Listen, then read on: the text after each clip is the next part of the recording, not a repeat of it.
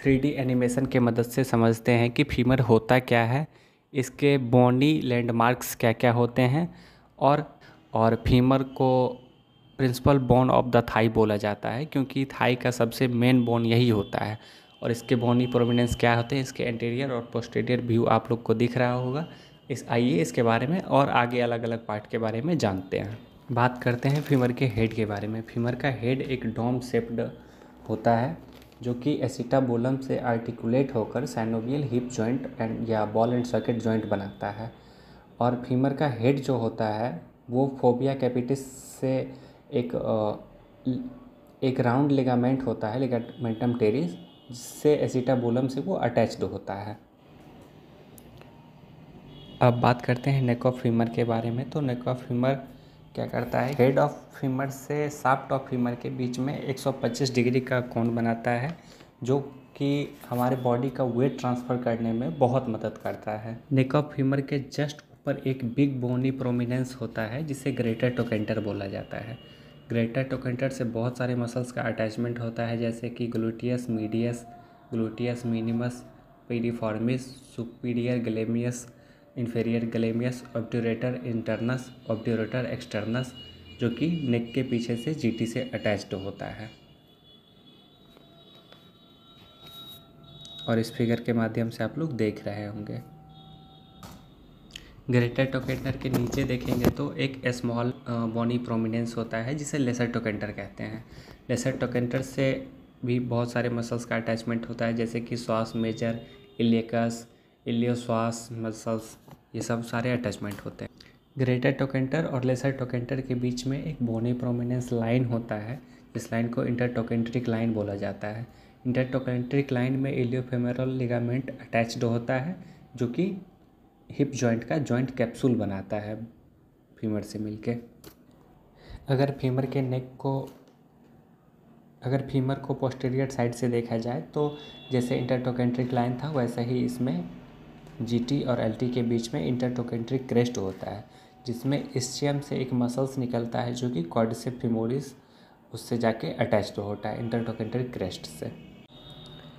Femur को posterior side से ही देखने पे इंटरटोकेंट्रिक क्रेस्ट से नीचे या फिर इंटरटोकेंट्रिक के उभार से नीचे देखा जाए तो एक ग्लूटियल ट्यूबरोसिटी होता है जिससे कि ग्लूटियल मैक्सिमस मसल्स का अटैचमेंट होता है। फीमर को अगर पोस्टीरियर व्यू से देखा जाए तो पोस्टीरियर व्यू से जैसे टिबिया में एक उभार होता है वैसे ही फीमर में एक उभार होता है और जिस उभार को बोला जाता है लीनिया एस्परा। लीनिया एस्परा में बहुत सारे मसल्स का अटैचमेंट होता है, वो स्क्रीन पे आपको दिख रहा होगा, हो सके तो आप स्क्रीनशॉट कर लीजिए और किताब से भी आप लोग याद करने का कोशिश करिएगा।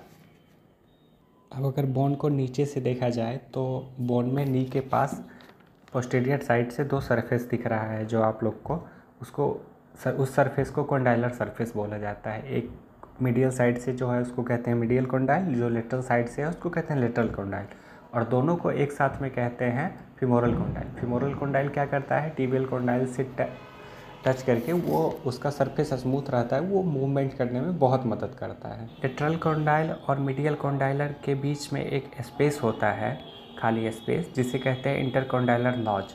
और इंटरकॉन्डाइलर नॉच क्या करता है, टिबिया से दो लिगामेंट निकलता है जिसको एसीएल और पीसीएल, एंटीरियर क्रूसिएट लिगामेंट और पोस्टीरियर क्रूसिएट लिगामेंट कहते हैं, जो कि नी को चलने में, सपोर्ट करने में, पकड़ के रखने में मदद करता है। फीमर को अब एंटीरियर साइड से देखते हैं तो एंटीरियर साइड से नीचे मीडियल तरफ से एक ट्यूबरकल होता है जिसको कहते हैं एडक्टर ट्यूबरकल। एडक्टर ट्यूबरकल में कुछ मसल्स अटैचमेंट होते हैं जैसे कि एबडक्टर मैग्नस, एबडक्टर हिएटस।